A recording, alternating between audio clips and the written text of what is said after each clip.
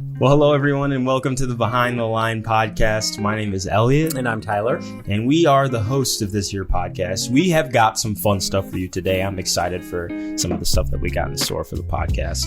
How are you doing? Good. How are you doing? Yeah, it's August. I had a good July. It was one of those where I was away for a couple weeks. I took Reed to Camp Paradise, and that was a fun father-son experience. And then a couple weeks later, my family and I went to Florida. But it's good to be back. I was telling Randy that I'm looking forward to going back to work, which I thrive on routine. So it's always fun for me to be back in a rhythm. But I really like what I get to do. So it's good to be back. It was good to rest and refresh, but yeah, good to be back. How about you? How you doing? I've been here. You've been here? I've been here. I am going to Disney in a couple days, though, so that'll be really fun. I'm excited about What that. are you most excited about? Princess Jasmine. Yes. It's a small world. I'm going to ride that like 70 times. The whole time, yeah. No, I think just being able to spend time with my wife and my friends and there's a couple new things that have been added since I've been there. So like the Star Wars stuff. Star Wars stuff. I think there's Guardians of the Galaxy stuff there. Nice. Even like I never saw the Toy Story world. Or there's like a couple things that have been built since I have been. So I haven't been since I was 7. So 31 years. So I bet it's a was different than when I went. It's probably way different than when you went. So we went for our honeymoon. So nice. 5 years ago was the last time I was there. Okay. But in that time they built all that stuff. Yeah. So, but yeah, I've been here just holding down the fort. But I wanted to update you guys. I promised you I would. Pastors Cup. Logan and I lost. Yes, you did. We held on for like a couple holes and we played some good golf, but then we just couldn't catch them. They were just playing way better golf. So 1-0. We're up 1-0. Yeah, you guys are 1-0. We'll try to play again before our September podcast and update you on that. We need to, but right now Logan's on injury reserve. Yeah, so that's what he says. I think he's dodging. I think he's nervous. Well, I mean, I hope he gets better. I hope he shakes off the cobwebs and we can get a W sometime at this next one. So 411, we got some stuff coming up for you guys. That should be really fun. The first one is the Free Family Flicks event, which is on August 12th. And that's going to be a blast. It's basically we show a movie here. We're going to get like an outdoor screen. You guys get to watch it outside. You can watch it in your car, or you can get out, like grab lawn chairs, different things like that, and just sit and watch it in front of the screen. And we'll provide snacks, popcorn, stuff for the car. Yeah. We've done a couple outside. It's a lot of fun. Yeah, definitely. As long as it doesn't rain, and it's all free. It's all free. So great opportunity to invite people to State Line, and they get to experience what State Line is like from like not maybe like on a Sunday morning, but they get a real good feel of the parking lot. A real great feel of the parking lot. Yeah, they won't be able to come in, but they'll know the parking lot. But they also get to kind of see our heart. Like we like to give stuff away for free. We're a generous church, so there you go. Look at that. See, I can spin it. Next up is Welcome Lunch, which is August 14th. And you want to tell them what the Welcome Lunch is? Yeah, so Welcome Lunch is just a good opportunity if you've been coming to State Line for a couple weeks or any length of time, but you want to hear more about who we are and get to know us a little bit more. We get to meet the staff, talk a little bit about the history of the church, our vision, values, things like that. And it really, really is for somebody who's, questioning, is this what I want my church home to be? And so it'd be a good place. You can we have Q&A time, so open question time. So that's a free thing. It's after the second service on the 14th. We have lunch, and then we also have childcare provided with food for the kids too. So if you're looking to get a little bit more information, or somebody looking to get a little bit more information, register. Yeah, you can register on our website. You can go to our events page, and all the stuff is there for you. We also have baptism coming up on the 21st as well, which baptism happens during our 9 and our 10:45 service. And it's fun. It's a really fun service to be a part of. And it's a great step to take in your journey. And, we don't necessarily like rank, baptism. Well, you have to do this, then you have to do this, then you can get baptized. Like, no, we think that it's a great first step. It's a great next step wherever you're at in your journey. We want you to just be a part of that. So you can register online on our website as well for that too. And man, you don't want to miss that service either, even if you've already been baptized. Like, it is such an amazing, it's real life, quantifiable life change. Like, that's when you get to an actual opportunity to see someone's life change. So, love being a part of that service, and I can't wait. It's going to be fun. And it's a part of our normal service. So it's not only baptisms, all service, like worship, preaching, all that stuff. And then baptism will happen during one of the worship sets. Right. So that is August 21st. And then on the 27th is our next men's golf outing. The one that didn't get rained out, had good attendance. I'm hoping to go to this. I haven't been to one yet, but I heard it's fun. It's fun, yeah. We had about 24 guys show up and played Sandy Hollow, and it was good. And this next one you said is at Swan Hills? Yep. Okay, yeah. So I've never played there. I'm excited, though. It should be really fun. I think it'll be a good time. So the verse of the month this month comes from James chapter 1, verse 12. And it says, God blesses those who patiently endure testing and temptation. Afterward, they will receive the crown of life that God has promised to those who love him. And that's James chapter 1, verse 12. And as I was kind of like going back and watching John Peacock's message from this past Sunday, we restarted a series called One Hit Wonders. We have a bunch of guest teachers, and John Peacock actually came out and taught. And he did a phenomenal job. You really should listen to that if you haven't. But back from the 24th, right? July 24th, yes. Yes. And he talked all about this idea of overcoming our giants. And one of the giants in particular was fear. And he has a book as well that talks about these different things too. But as I was kind of studying and listening along, that verse, James 1:12, came up. And it just reminded me that, like, even though, like, whether it's fear or whatever that you're going through, like, even though whatever you're facing might feel giant, might feel overwhelming, or might feel like crazy, oppressive, on the other side of that is growth. Like, on the other side of that is life. On the other side of that is peace. And so there's just so much value in pressing through that, like pressing toward the mark that God has set for us in our lives. And it gave me so much like joy and so much hope for all the situations that I may face, and also ones that I can like walk through with people as well. Yeah. And so I was like really encouraged by that. Yeah, it's that idea of being like refined by fire, where, when you're making tools or making weapons, after you're done making them, you put them in the fire and they're forged, and on the other side, they're stronger because of it. Right. With our trials, it's the same way. It's, of course, we don't want to go through trials, but knowing that we're going to be blessed through them with either more wisdom or more endurance, or drawing closer to the Lord through those trials, it's such a good growth point. And if we can recognize that in the trials and not be happy about the trial, but understand, okay, there's going to be some good things that come out of it, our perspective is shifted, and it just makes us so much stronger. Yeah. It's so true. And man, I'm excited for the rest of the series as well. But I mean, John just really did a great job. And truly, I implore you, if you have not listened to that message, definitely check it out. It was the message from July 24th, and it was really good. Yeah. But James 1:12, that is the verse of the month. And we usually follow up the verse of the month with the moment of the month as well. And so you want to go ahead and share yours?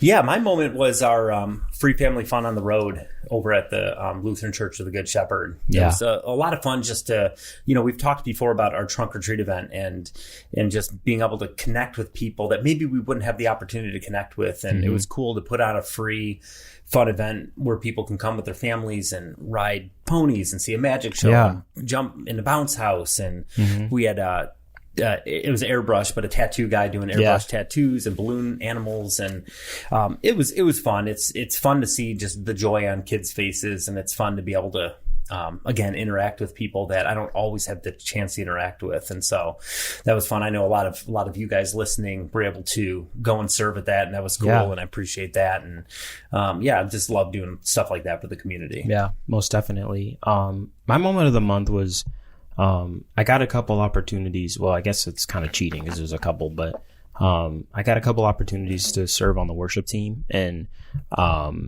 play the drums. And if you guys didn't know, I play the drums here periodically. But I just got this like overwhelming sense of joy just being a part of the team. And, practice call times are mad early. It's like 6:15 or something like that. And it's which means you're up at like 5:30. Yeah, you're up at like 5:30.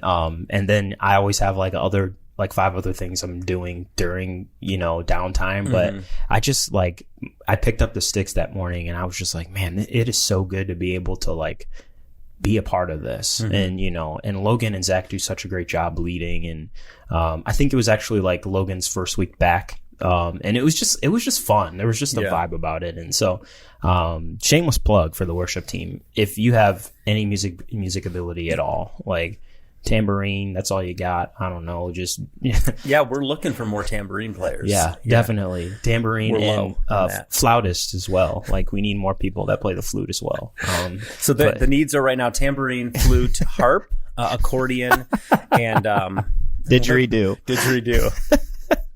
All jokes aside, if you have musical ability, you have musical talent, and you've been hiding it under a bushel, let it shine, okay? Because we need some more people on the team. And guys, it is so fun. It is so fun. Like I know sometimes it feels like the barrier to entry is really high, and you have to be like classically trained. And no, you don't. I was not classically trained. I taught myself. So, it's all about like the team is like a family, and you get to grow together, you get to learn together, and there's so many different resources as well. Yeah, they equip you guys really well with like how to be prepared each week, and you're not on an island at all. Yeah. I've never had a week where I felt like unprepared or didn't know the songs, or like because I utilize the resources that they give me, and it's always fun. It's always fun, and remember that it's like.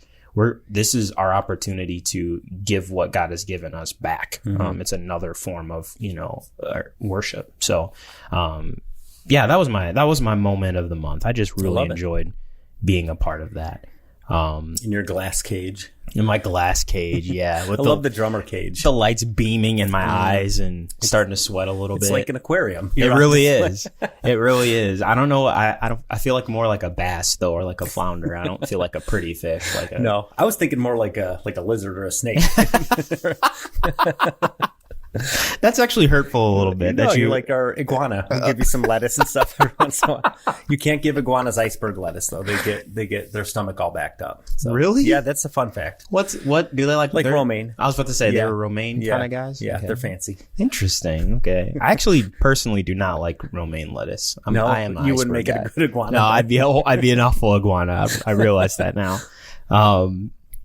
So the last segment of the podcast is always our Greg quote of the month. And the last one, people loved it. I got a lot of feedback from like the different clips we put on Instagram. The Baby Jessica one? The Baby Jessica one. Yeah. That people really like that. All right, hit me with this one. So I'm excited. And this one it happened on Sunday the 24th.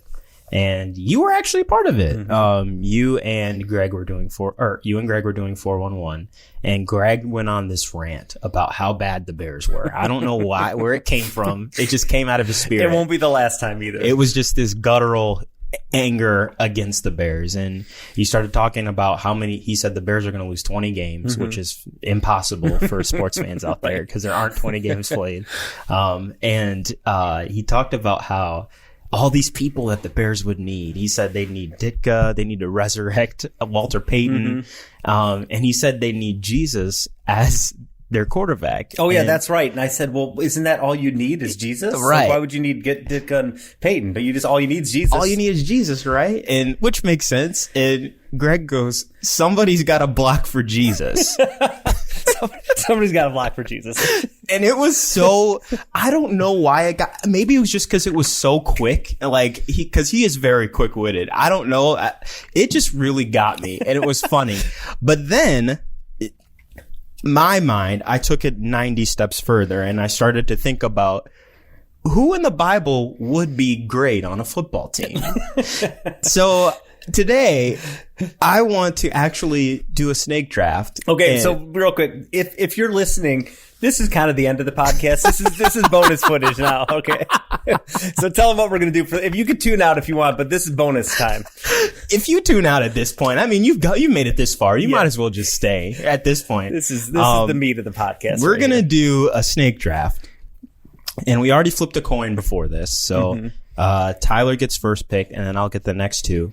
And we are picking. We're building our fantasy football team with Bible characters. With Bible characters. Real people. Not real people. Not angelic or deities. Right. Okay. So we're going to take a quarterback, running back, receiver, tight end, and we're going to draft a coach. And we're going to see who's got the better Bible team. Right. You guys can tell us as well in the YouTube comments or let us know on Facebook. You can even email us. Let us know. I want to know what you guys think of these teams.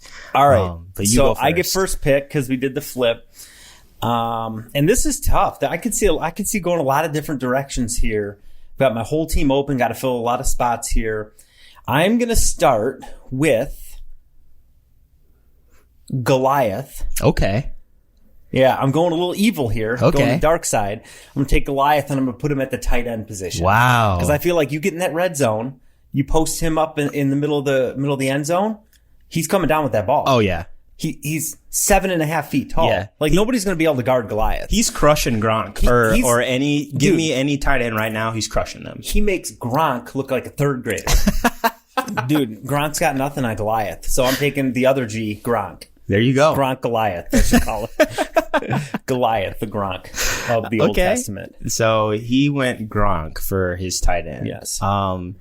I'm going to pick my QB first. Oh, you are? Yes. Okay. Who you going with? And give me David at QB. Oh, you took mine. Give me David at QB. Yeah. That dude's clearly got a cannon for an arm. Yes. Because you want to know who shut down Goliath? Mm-hmm. David. David did with his rocket of an arm. So it's a no-brainer for me. I got to take him. It's a good pick. I don't actually know if debating him first overall. It's a good leader, too.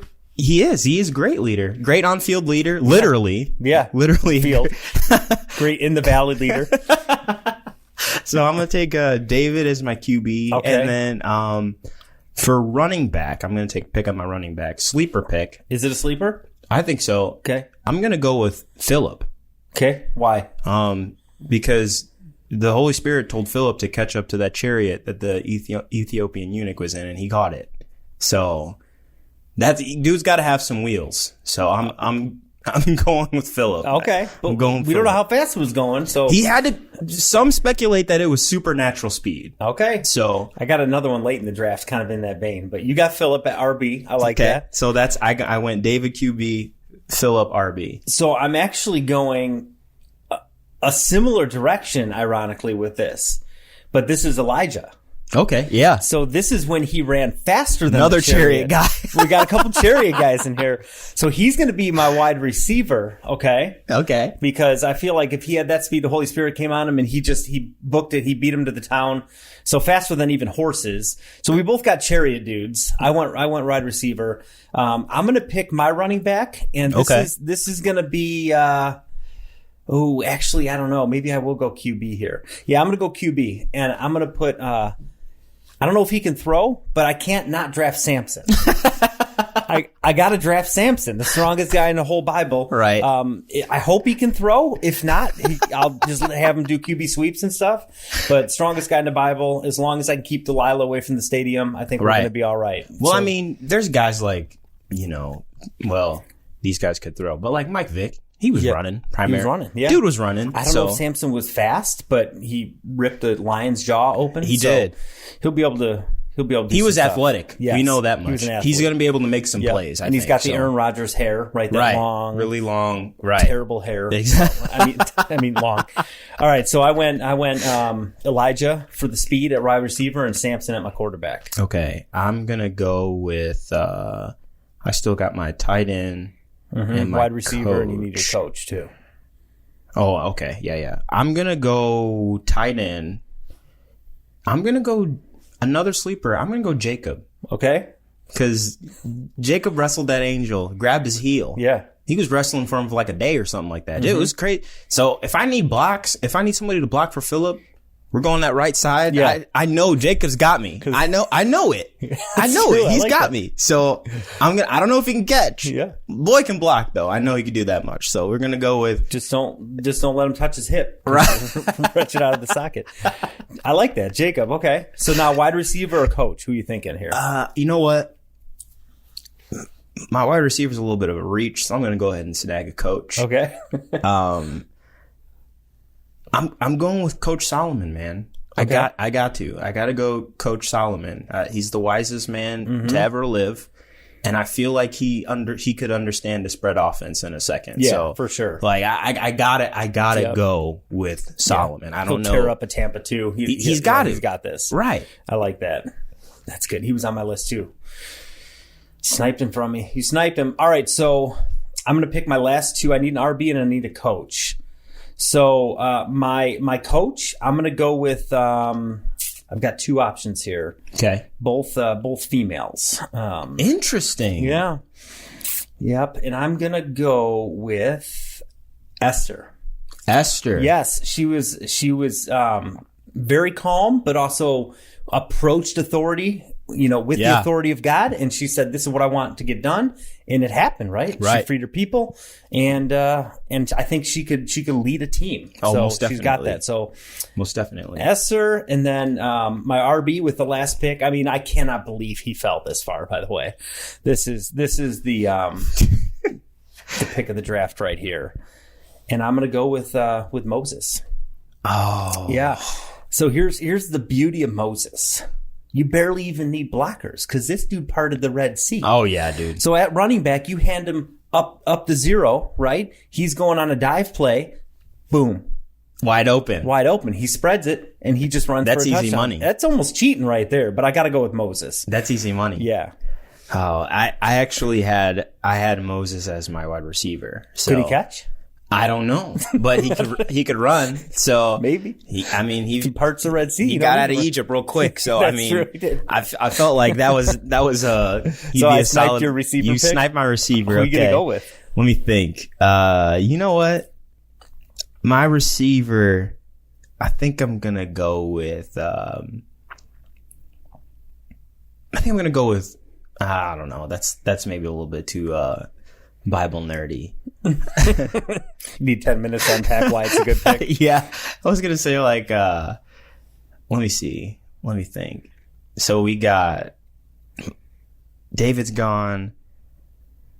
Jacob's gone. He's on my team. You know what? I'm going to go with Nathan. Okay. Why? Because he can receive the word of the Lord. Oh, come on. You see where I'm going here? Let's go. He can receive the word of the Lord, so I think he can receive a pass from David. I think so. Oh my goodness! And they already have that relationship too. They got it. That's got that connection. What more can I say, right?